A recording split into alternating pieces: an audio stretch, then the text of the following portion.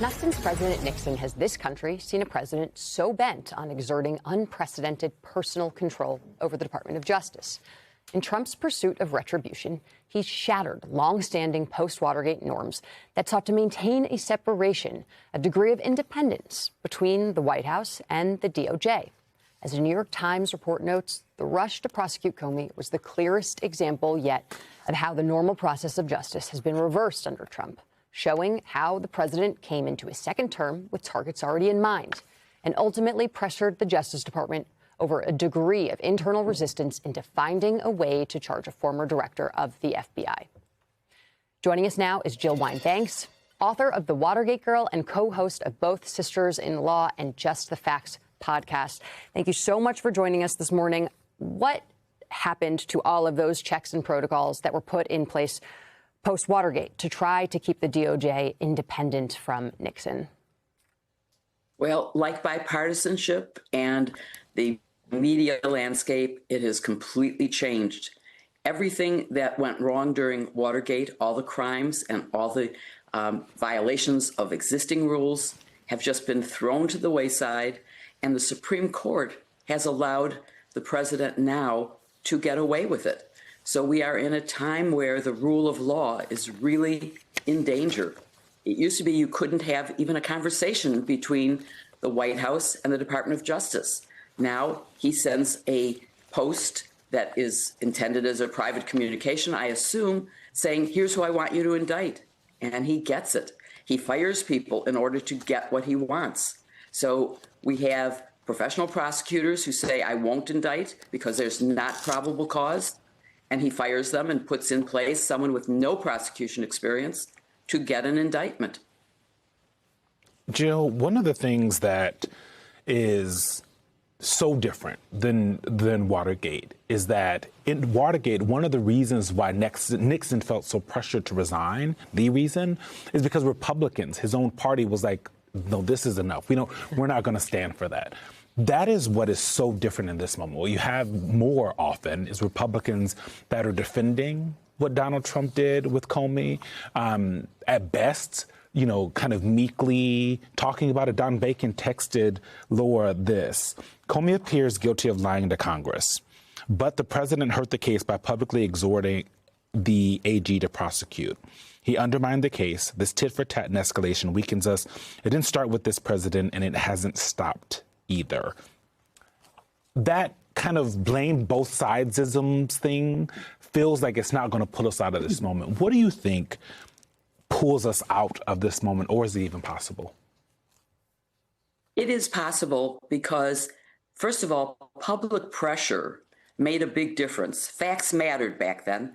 There was one set of facts. We had only a limited number of media outlets. They all had the same facts.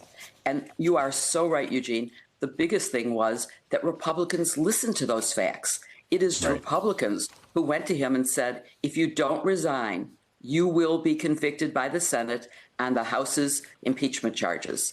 They knew what the facts were, and they were willing to listen. They did not ignore the facts.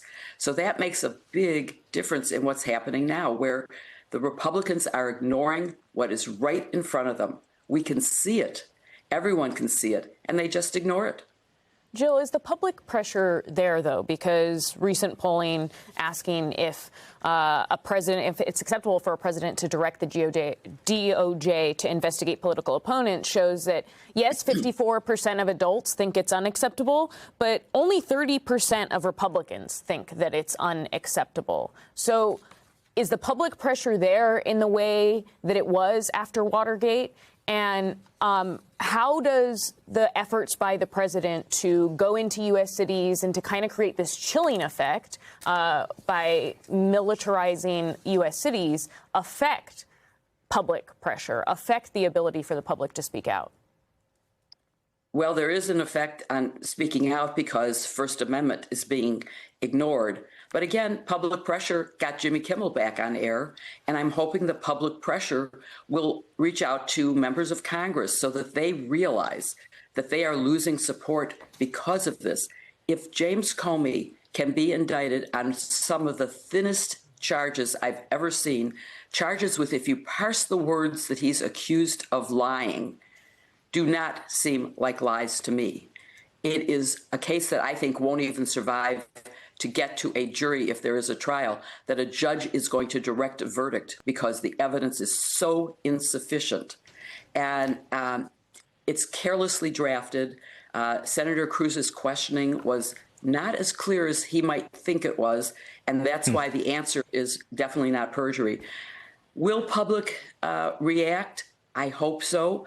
I mean, when in the first impeachment, we heard members of the Senate say not guilty. They don't say not impeachable. They say not guilty when everyone knew that he was guilty of what he was accused of. So I am still hopeful. A lot of people say without hope, we can't go on.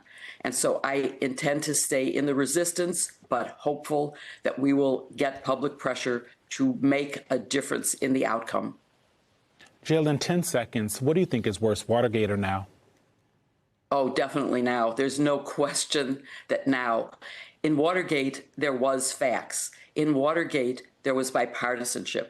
Now we're at a point where the president doesn't believe in the rule of law. Nixon violated the law that he believed in. He actually accepted the rule of law. And that's why when he was told you have to resign, he did. He knew he had done wrong and he left office. Right now, there's no chance that Donald Trump will do that in any way without a lot more pressure. I'm sorry that Republicans don't share the same view as other people who should see the facts. It's really terrible. I don't know whether it'll be something like the troops in the streets of Portland. I'm in Chicago, and we've managed to stay free of that. I was General Counsel of the Army. Posse Comitatus absolutely does not allow the law enforcement by the military, but that's what's happening. And eventually, people are going to see, in the same way they may support immigration, but they don't approve of how it's being done. Jill Wine-Banks, the perfect person to talk us through this moment. Thank you so much for coming on The Weekend.